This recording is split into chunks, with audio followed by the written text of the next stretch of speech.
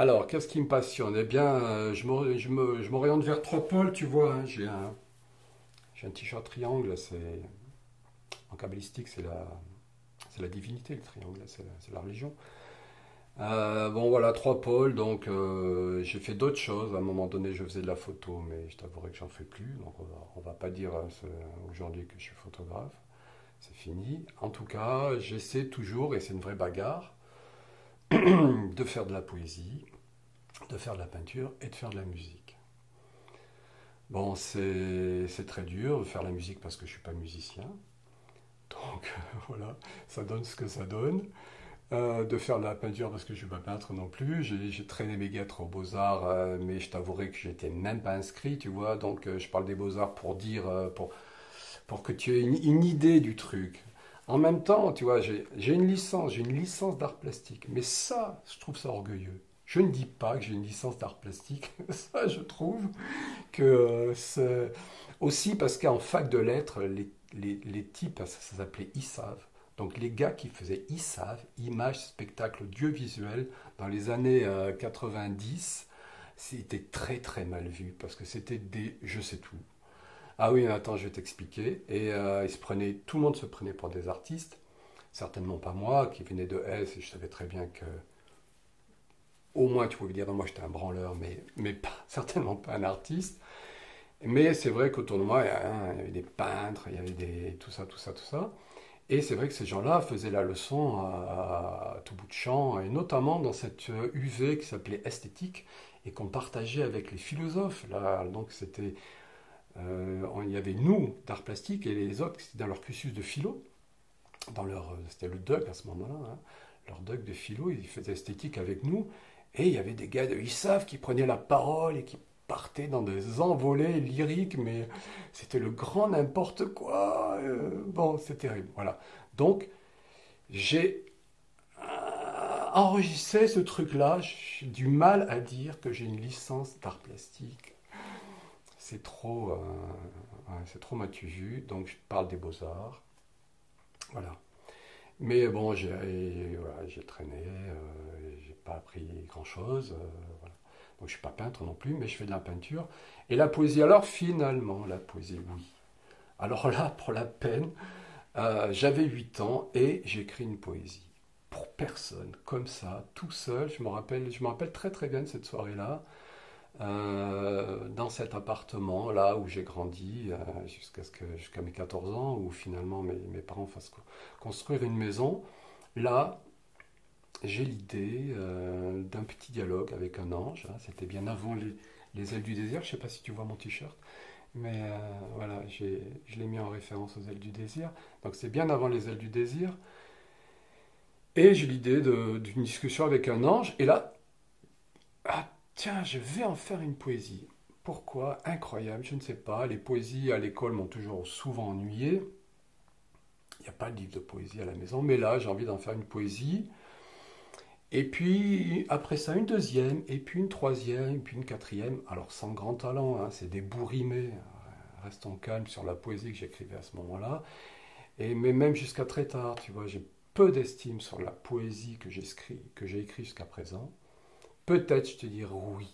Peut-être le dernier recueil, un tout petit peu. La porte s'est entr'ouverte un tout petit peu, mais elle s'est vite refermée, tu vois. Depuis, euh, depuis ce dernier recueil, je me suis dit, et puis là en ce moment, où je me dis, ben, ça fait 5 ans, bouge-toi, un recueil tous les 5 ans quand même, tu pourrais y arriver. Ben, c'est le trou noir, non, non. Je m'astreins tous les jours à mon écriture automatique, je me mets devant mon ordi, j'éteins l'écran, je tape au kilomètre, mais quand je relis, ça aborde deux sujets, la mort ou la petite enfance, et c'est deux sujets sur lesquels j'ai dit ça suffit. Non, maintenant stop, tu passes à autre chose, il y en a marre de ça. Et je n'arrive pas du tout à passer à autre chose, et donc tu vois, pour, euh, pour que quelque chose se fasse, je fais des traductions. Voilà. En ce moment, je traduis Sylvia Plath, pour bien dire le truc. Mourir est un art. J'y reviens. J'y reviens. Bon. Mais voilà, je fais des traductions. Parmi tes créations, quelle est ta plus grande fierté?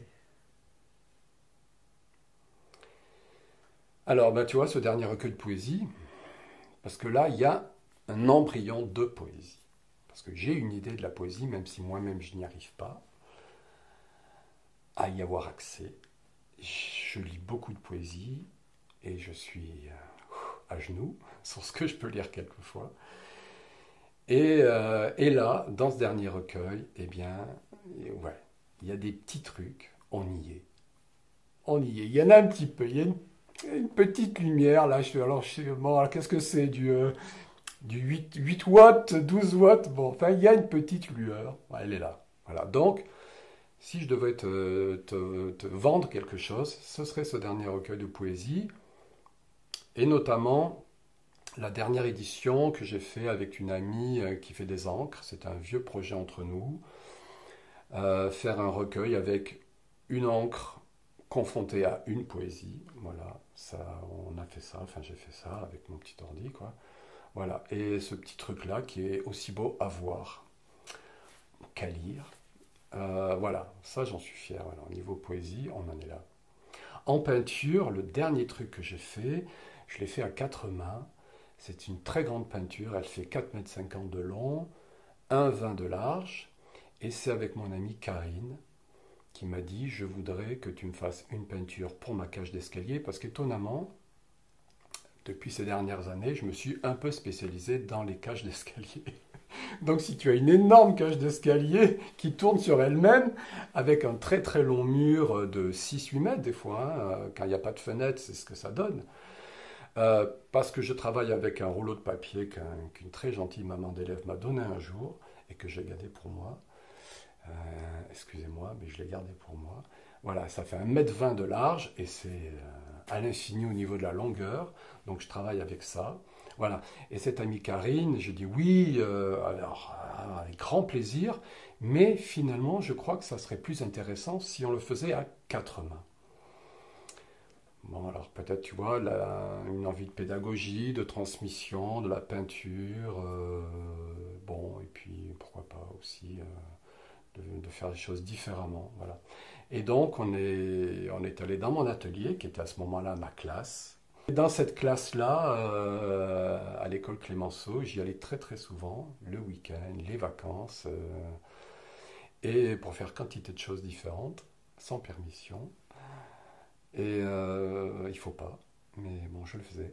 Et voilà. Et donc on est allé dans cette classe, on a réuni les tables pour travailler sur quelque chose qui fait donc 4,50 m de long, et sur une peinture, voilà, qu'on a fait ensemble, pas improvisé, parce que jusqu'à présent, j'ai eu l'habitude de faire mes peintures d'abord sous Photoshop, et puis après, alors c'est toujours très différent, mais en tout cas, de travailler ça sous Photoshop.